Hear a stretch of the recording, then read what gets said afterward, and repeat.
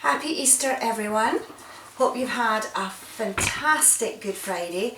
We've had the most glorious day here just up until about an hour ago, 5 o'clock. It started to rain and had to dash out and get my washing in. Anyway, this evening I am going to ice an Easter cake that I have made. A few days ago, might even have been last week, I did a Victoria sponge cake for you all, and it's on a previous video. And for that particular one I put homemade jam in the middle, and then I just dusted it with some icing sugar.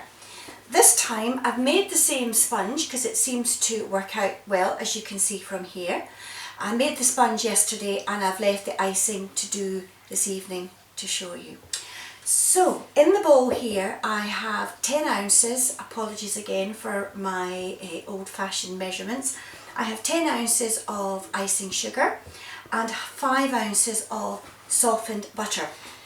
And all I'm going to do is mix the two together. Now it says beat. You could do this in a mixer if you wanted, but the butter's been sitting out for 10 minutes or so, so it's nice and soft and easy to manage. So I'm just going to use a wooden spoon. I think we'll be fine with that. Now this is just a basic butter icing recipe. What you could do, which is what I'm going to do in a minute, once it's all nice and mixed together and soft-ish, you can add 1 to 2 tablespoons of milk. I'm actually just going to add a little because mine is actually quite soft as it is. Again, it will vary depending on the butter that you actually use.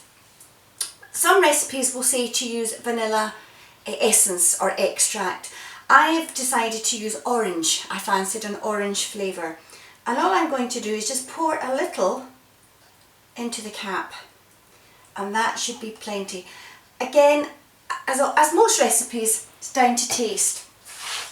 But a lot of them will say perhaps 1/4 of a teaspoon. But if you like something stronger flavour, then you obviously, and you know that your family like it, you can add a little extra. So I'm just going to beat that in. And there we have it.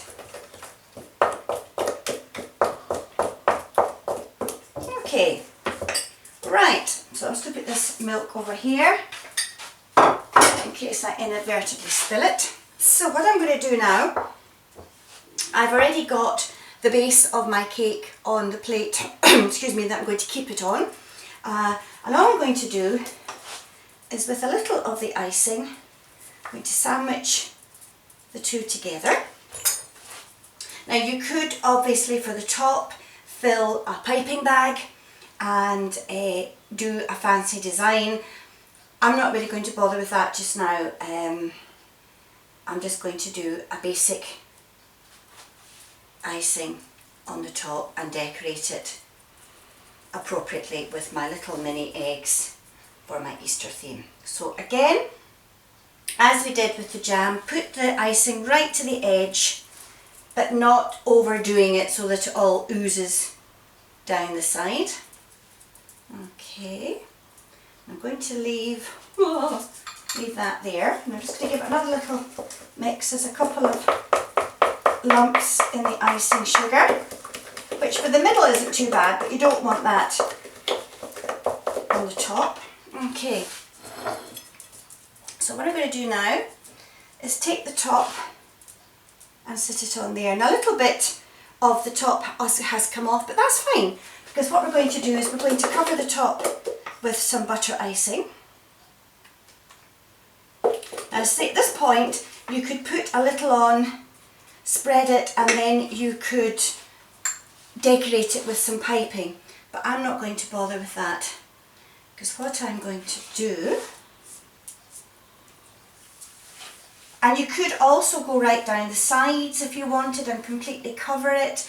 You could even get fondant if you wanted to have lemon coloured fondant and use that, but as I say, this is just for myself and my other half, and he's not going to mind what way it's done as long as it's cooked and it's edible. Now I could put a little more icing on there, but I think there's enough. And all I'm going to do now with a fork is just spike it a little to give it a little bit more height. As I say, you could doing this if you wanted to with a piping bag and pipe little kisses, I think they're called. And then all I'm going to do now is just decorate all the way around the side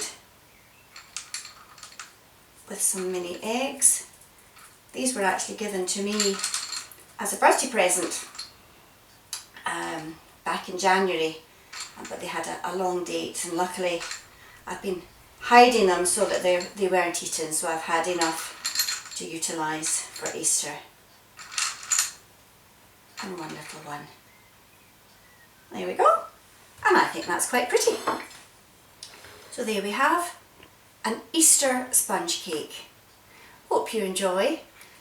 Perhaps you can try this yourself at home. But I do hope you all have the most wonderful Easter weekend. Please stay safe. Don't go out unless you absolutely have to. And I look forward to catching up with you on Monday. Take care. Bye.